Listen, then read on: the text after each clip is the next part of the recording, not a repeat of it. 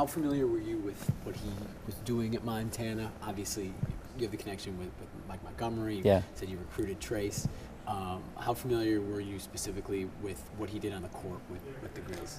You know, because he played for him and Stu Morrill, which was Mike's assistant who took over for Mike. There's something most everybody in Montana at Montana as coaches has followed a similar blueprint, not necessarily exactly the same, but very similar blueprint in terms of the kind of kids you want to attract to Montana, kind of kids you want to coach, the kind of culture you want to have, and then also the style of play is very similar. You know, a lot of the things that Wayne does really are very, very similar to the things that Mike did and was successful. And I think he established that when he was at Montana himself and then took it to Stanford. This is an interesting situation coming in with so few scholarship players coming back, having to hold open tryouts for walk-ons.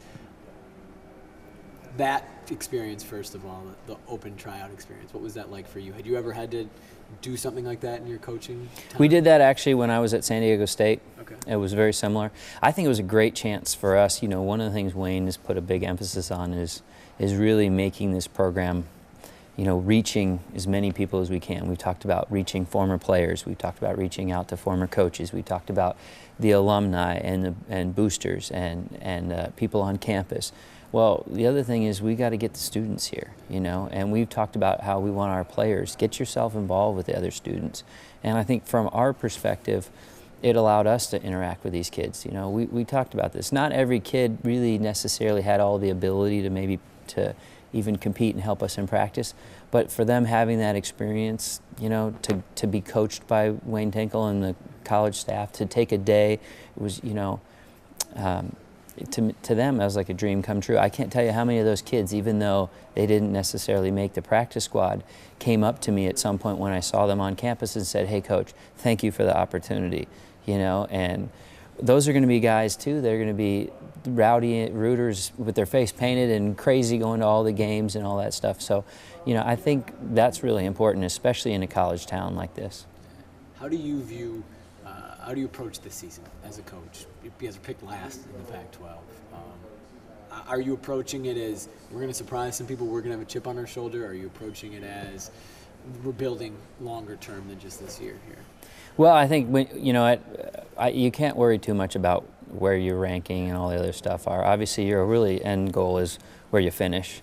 And as you mentioned, I think our goals are looking beyond just 1 year necessarily. But right now, I think the focus is on just get better every day, you know, and you win small battles. And I think that's what you tell your players too. You know, if you get better, if you get just a little bit better every day, then before you know it, you look a week, 2 weeks, 1 month, month to month, and you see significant improvement. And I think that's really what's got to be our focus. And then the wins take care of themselves. As the guy on the staff who, with the most recent Pac-12 experience, having been in the conference last year, how much are you leaned on to know about the other teams and to know about the conference as a whole? Obviously, you're not in conference play yet. That's a couple months away. But how much is that kind of your role on the staff? I think everybody brings a little bit of different experience.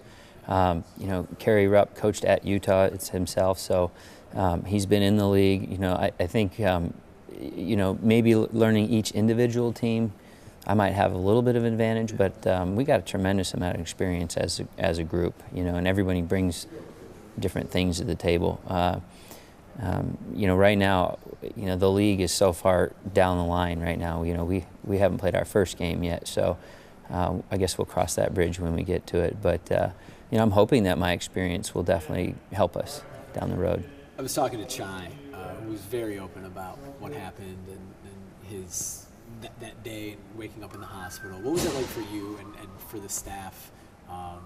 You guys are new staff, you're trying to acclimate here, and that's such a scary and emotional situation, I imagine. Yeah, you know what, it was, the first thing it was really frightening experience. You know, you can't imagine being in that situation, you know. And, you know, our whole thing right there was obviously we just wanted to make sure Chai was healthy. You know, that was the first and foremost. And then, now looking back, I'll tell you, couldn't be more proud of our team and the way they came together. Not just when Chai collapsed, but in the day, 2 days, week after, and how supportive they were. Every single one of our kids was at the hospital. They were bending over backwards. I felt they really came together. It was painfully obvious that we have great kids, great people. And then I think our staff the same way, starting with Coach Tinkle. I mean, he probably was at the hospital more than anybody on our team, on our staff. And, it was just genuine, sincere concern for him. And the rest of our staff kind of followed suit too. That's, again, I told you about great people. And, I think that was just an example of that. I couldn't be more proud of our group in terms of how we handled that situation, to know that, if a parent wasn't there, that he was in good hands. And now, honestly, the most important thing happened is that he's really healthy. And probably the thing that needs to be pointed out more than anything is, we realized too, we got some great people on our staff. Our trainer was unbelievable, in a time of high stress. No one could manufacture that, and he was unbelievable. He's calm. The emergency people said, it was, if it wasn't for that, who knows what might have happened. So I think it gave even our players even more trust in our trainer too, knowing that he's more than experienced to do his job. Chai wants to play. He wants to come back. As a coach, and he's going to find out whether or not it's medically cleared too in a week or so. Is there any part of you guys and the staff and as a coach that is kind of says, your life is so much more important than this? It's not even worth the risk of trying to play again? Well, I think everybody sees that. I think when someone's in that situation, you want to make sure it's 100% safe. Last thing we want to do is push him to do something that he's physically not ready to do. Would we like him to be out there on the court? 100%, absolutely. We can't wait to coach him. He's an unbelievable kid, and we can't wait to do that. But at the same time, we'd hate to push him into a situation that he's physically not ready for, So we just kind of have to really rely on the doctors right now at this point. Totally different subject. Your family and your brother specifically Doug is a very well-known guy. When the hire is announced, it's most people think, it's Doug Gottlieb's brother is coming here. What's it like being the brother of such a famous person, and do you feel like you try to make a name for yourself in this business so that it's not kind of known as that?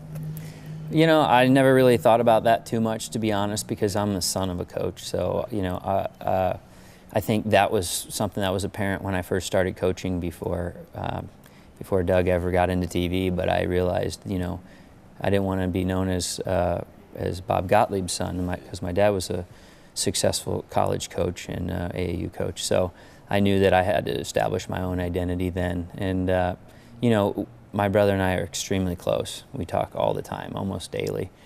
And I'm just really happy for his success, and I think he would say the same, and he'd be happy for my success. So it's really not something I really think about at all, to be honest. Are you getting him up here for any games? Oh yeah, for sure.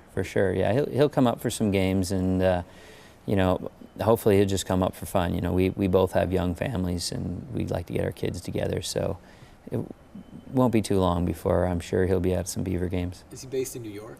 Is that right? Yeah, he just moved back to Manhattan. Right.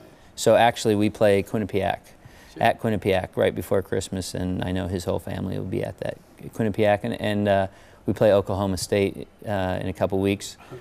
And he's still that's his alma mater, so I think they're going to fly to Las Vegas. Nice. And meet us there. Do you see that as maybe a benefit for this program? Is if he's talking about Oregon State on his radio show, that can't hurt for him. That's more probably national publicity than Oregon State basketball has had in a while. Yeah, I think all that stuff helps, but and we're trying to create exposure and do all those things. But I honestly, I think right now our focus is on improving our product, improving our program right now, and getting these guys where they need to be and winning some games, and all that other stuff will take care of itself. That's what I've found, at least.